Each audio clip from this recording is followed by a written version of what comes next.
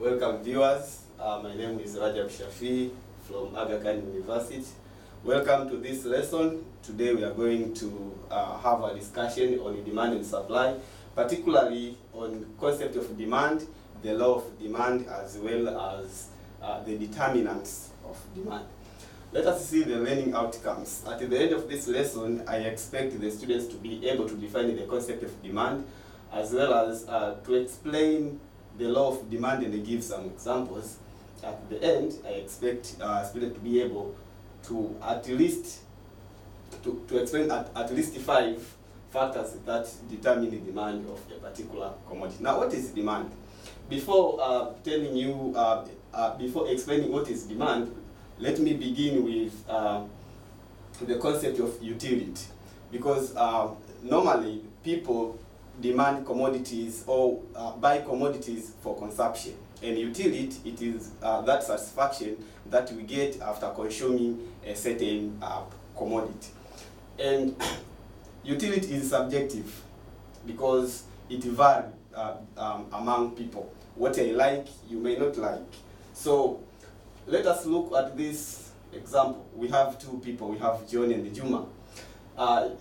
Juma likes bread, while John doesn't like bread. So the desire for bread to Juma is higher, while the desire for bread to John is lower.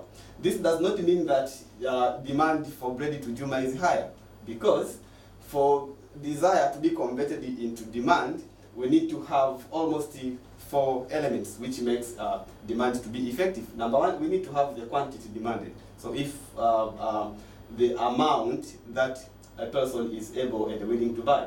Also, we are having ability and the willingness to spend, because you may be having a desire of something, but you're not willing to spend on it. Also, a given price and a specific period of time. These are the things that makes demand to be effective.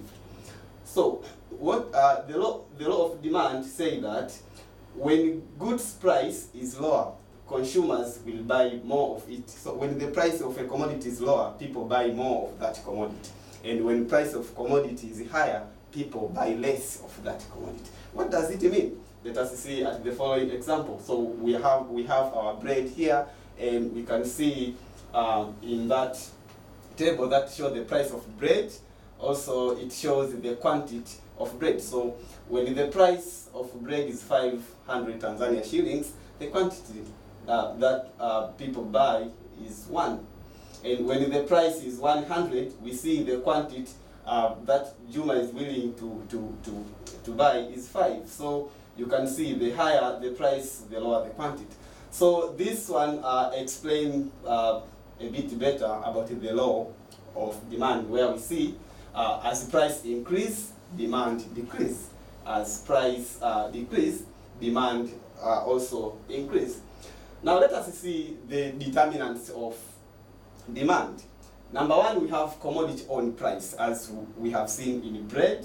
Also, I have another example of a coat. So when the price of a coat is lower, that is 10,000 shillings, individual or a person is willing to spend and buy 4 of them. But when the price rises up to 50,000, people will buy 0 of that coat. So a price of a commodity affects its demand. Number 2, consumers' income. The amount of money people are able and willing to spend on particular commodity. So here we are having an example of how income affects demand. For example, if an income increase, then the demand for commodity also will increase. This is especially for normal commodities. And when income of consumer decline, then the demand for the commodity also will decrease. But also, we have the price of related commodities. Here we are having these are the commodities which serve almost a similar purpose, like Pepsi and the Coca-Cola. So when the price of one commodity change, it will affect the demand of other commodity. For example, if the price of Coca-Cola goes up, assuming that other factors remain constant, then the demand for Coca-Cola, the demand for Pepsi will go up. And also, it may apply differently. When the price of Pepsi goes up, assuming other factors remain constant, and the price of Coca-Cola has not rise, then the demand for Pepsi will go down, while the demand for Coca-Cola will go up. Now let us see another factor, that is population, the number of consumers. So if the number of consumers increase, then the demand for that commodity also will increase. And if the demand for if the number of buyers also decrease, that will result into decrease also in demand for that commodity.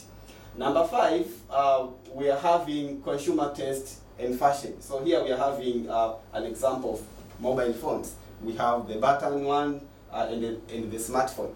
If people prefer to use smartphone more than the button mobile phone, then the demand for smartphone will be higher than the demand for a button mobile phone. So the taste and fashion of commodities, this can apply to clothes, can apply to other commodities as well. Number 6, it is future expectation. So if consumer expect price rise in the future, then the current demand for that commodity will increase. And also if consumers expect there will be a decline in the price in the future, then the current demand of that commodity will be low, because people expect to buy more in future. But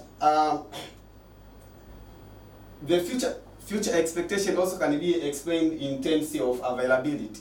If people expect the availability of a certain commodity will be higher in the near future, then the current demand of commodity will decrease.